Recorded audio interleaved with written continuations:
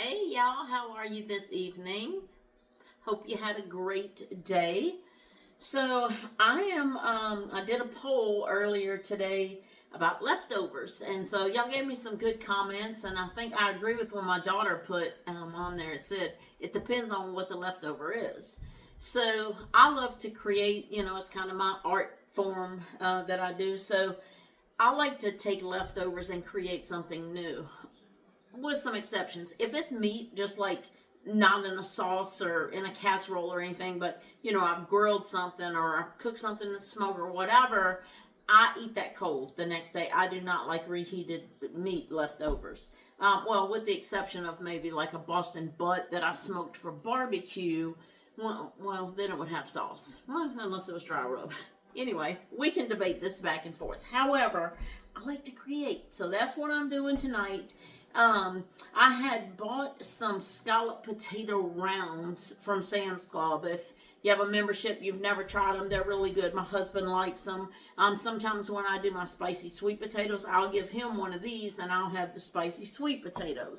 But we had these when my grandkids were here from Tennessee, and they're left over. And then I have some of the spiral ham that I've already chopped up. It's kind of what was left on the bone, and I chopped it up knowing I was going to use it for something.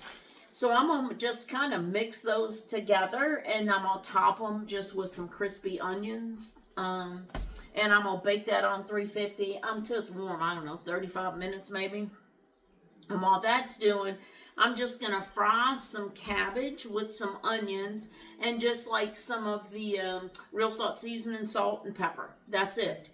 Because the leftover from this, I'm going to brown up some hamburger tomorrow and with some peppers, and then I'll add that to the cabbage and make a little bit of a brown sauce, kind of like a little brown gravy kind of thing. And I will have that over rice for my husband, cauliflower rice for me. So I'll use leftovers and add something new, and then the new I'll use leftovers again. So that's just kind of how I like to roll and clean out the refrigerator and not waste things. So I'm going to go ahead now and get these little potatoes out of here. And I'm going to just, like I said, put those down in here and just kind of top it with the ham and then kind of mix it up a little bit. You know what I should have done? I should have sprayed it. Here's what I'm going to do. Hello! Talking too much? New Year? This is that little sprayer that my son gave me. So I'll spray this side, pump it twice, and it does more of a fan. I'm finally getting over my cough. I feel like I'm almost back to normal again. I probably still sound a little funny, but I feel much better. So we'll put these over here on the sprayed side, and we'll get this side sprayed.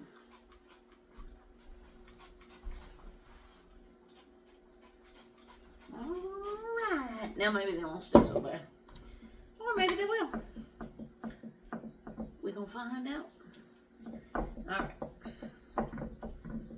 Comment and tell me if y'all have ever had these little Sam's scalloped potatoes. Otherwise, any kind of leftover. I mean, you could do this maybe even with, mashed potatoes and just add you some, I don't know, sour cream and cheddar cheese, or well, if you've got leftover macaroni and cheese, that's great with ham. If you had some leftover, maybe some green peas, you might want to put some of those in here. Anything that you think would taste good with ham. You could do it, breakfast casserole with the ham. But we don't do a whole lot of breakfast eating around here. Still might not even really need all this, but let's get rid of it. Let's just make it a full of meat. Meat lovers. This is a meat lovers scalloped potato casserole. Y'all like that name on the fly?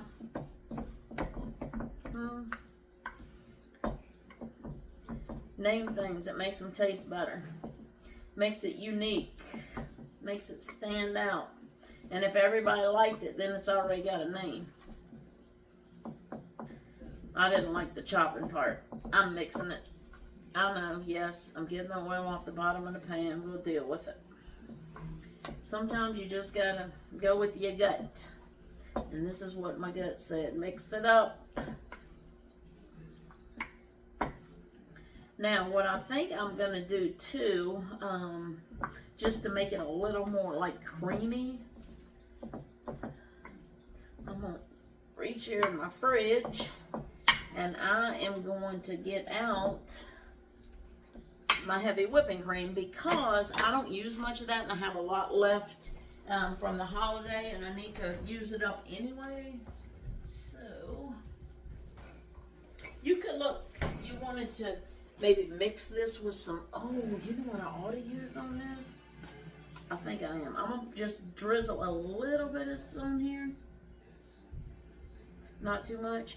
I've got some Mexican crema that I really need to use up. I'm trying to think what I made with that crema. Y'all comment and tell me if you remember, because I remembered using it for a video. It's not a lot. It's just a little bit left in here. But I hate to waste it because it's so darn good. I think if I remember, I told y'all on there that if you've never had this, it reminds me, because what I said was, if heavy whipping cream and sour cream had a baby, it would be Mexican crema. So I'm going to just kind of spread this over the top, almost like you'd ice a cake or something, and I'm going to sprinkle those little fried onions on there, and they're going to stick to this. So it's not a whole lot, see, but it's going to make it a little creamier and give a good sticking base. That's why I stirred it up, because I knew if I dumped the onions, they were just going to be laying on pieces of ham, and that wouldn't be that good. But now it's got some, those little onions got something to stick to. Sometimes when you're creating with leftovers, you just got to talk your way through it. You know, change your mind as you go. Try to remember what's in the fridge that, you know, you can add a little something to, because in my mind I thought what I did first, but then I'm looking and I'm thinking, it might be a little dry, so now I'm thinking, what else do I have? So that's kind of how you create with leftovers. So there's that. And then we're just going to take these little onions. My oven just beeped. I told you I had it on heating up just on 350 because we're just warming this through. So that 350 is fine. I don't want to do it much higher and burn my little onions. What in the world, y'all? I just took the thing off and it's still got something in here. I can't. Some kind of little something. A little something. They had two protectors in there. And nothing getting through there.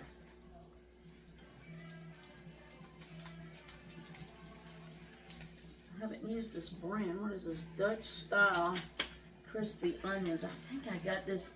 I had to go in Kroger for something. I think it was for some gift cards or something. And I knew I needed these. And so I bought some. Alrighty, that's it, y'all. That's going in the oven. And then we're going to get our cabbage ready.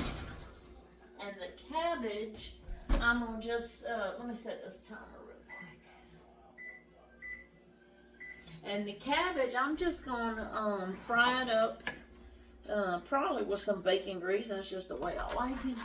And I'll just fry it in my cast iron skillet. So I already, took the outer leaves off and everything. Now I'm quartering this cabbage, and I'm cutting off the little core, because I don't really like to eat that core.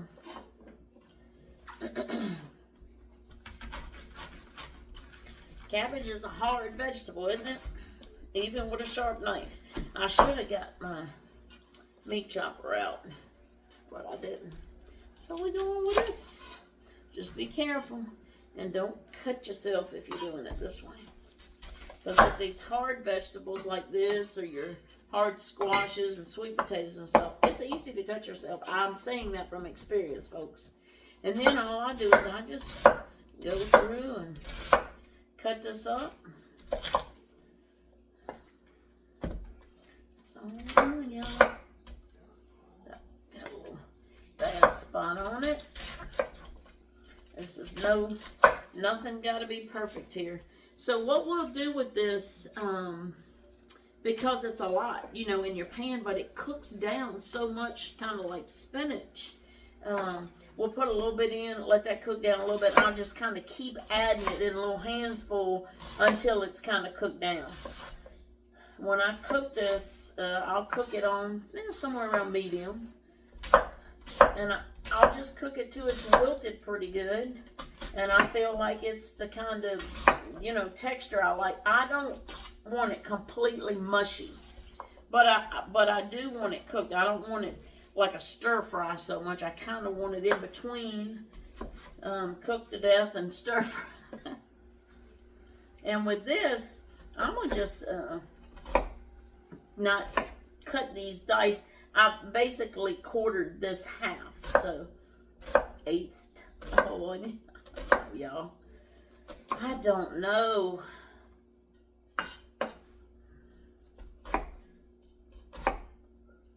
But I know this, it's going to be good. That, I know. This is just something quick, easy. I know cabbage goes good with ham. Sometimes I make fried cabbage with potatoes. So all this has got to be good, y'all. All right, I'm going to go ahead and heat up the cast iron skillet with some bacon grease. I'm going to put this in hands full. I'm going to use, if y'all hadn't got this yet, I'm going to show you again. This is my real salt, seasoning salt. This stuff is good. Good, good, good, good. I've told y'all before what was in there. Ancient sea salt.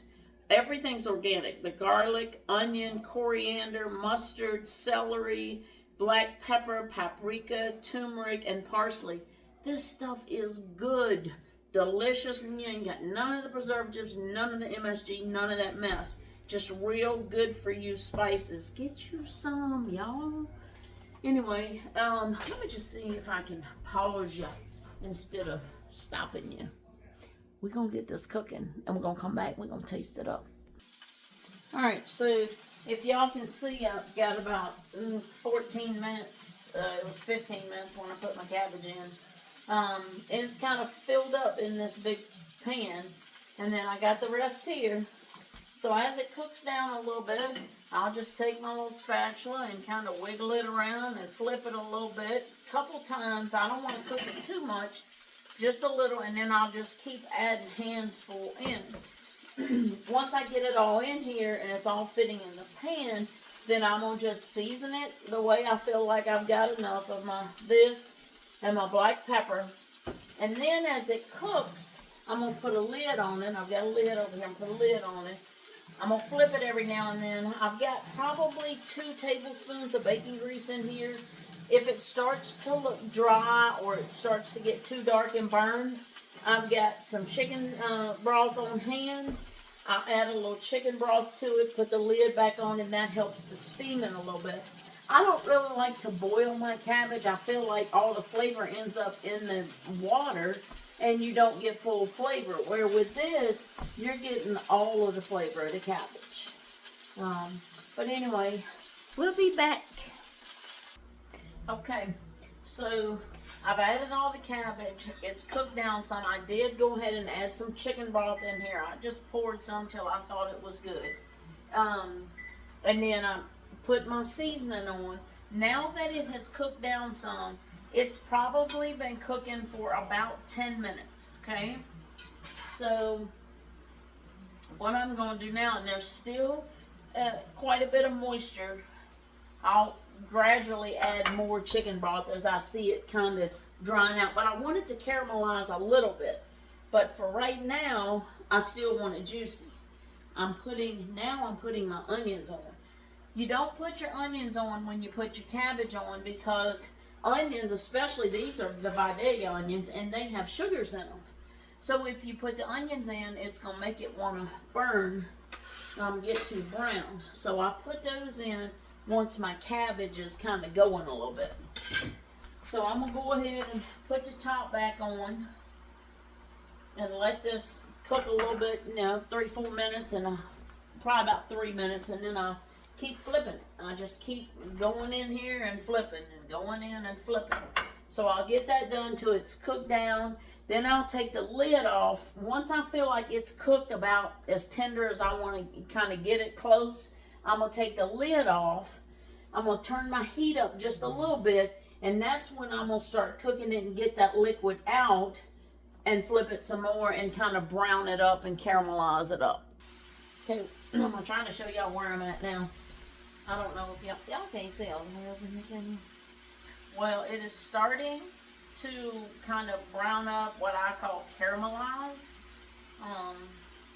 So I've turned the heat down just a little bit, and it's almost to the point where I want it. See how it's starting to get a little brown on there? So when it starts to do that, that means that my chicken broth has already kind of, you know, evaporated or cooked out. So you want to keep kind of flipping and turning so your cabbage doesn't burn, because right now there's a little bit, you know, of that bacon grease kind of mixed all in here. But it'll still stick in a minute in this pan. That's why I turned my heat down. I've got it on about medium low. It's just about ready. So what I do now, excuse me, is I just put a couple little pats of butter around on here. One, it's going to help it not to stick, but it's also going to give it that kind of finishing flavor that I want. So I've just got a few little pats of butter there.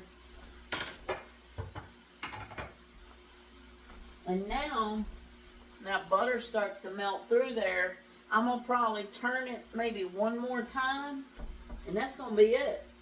I'll go ahead and, since it's almost done, I'll pull out the casserole. I turned the bottom oven off where it cooked, and I put it in my top oven because that heat, a little bit of it comes up to the top oven. So this wasn't turned on. I'm just using it as a warming bin.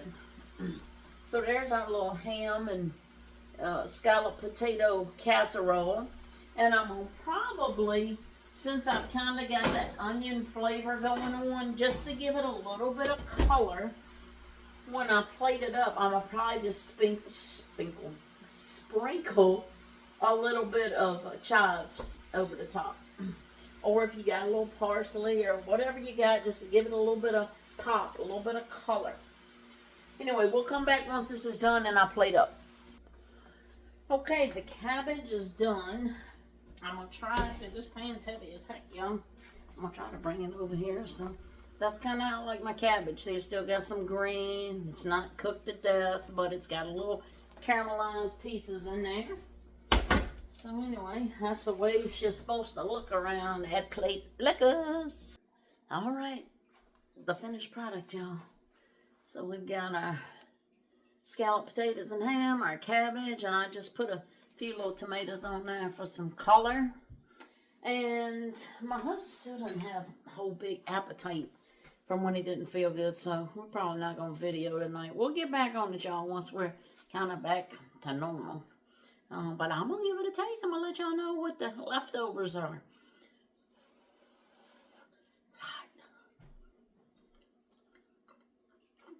It's delicious. I mean, the potatoes were great by themselves. You put the ham with it and top it with some little crispy onions. What's not to love? It's delicious. Let's try this cabbage, y'all. I love cabbage. It's one of my favorite vegetables. So I know this is going to be good. Yep, that caramelizing a little bit, and those Vidalia onions add a little sweet, and you got that little smoky from the bacon grease. I got that good seasoning on there, and then the butter. What's not to love? Hope you guys have some luck with some of your leftovers, and just try to think outside the box and what tastes good together, you know, and then try it. It's either going to be good or you'll know not to make it again. Anyway, we'll see y'all next time.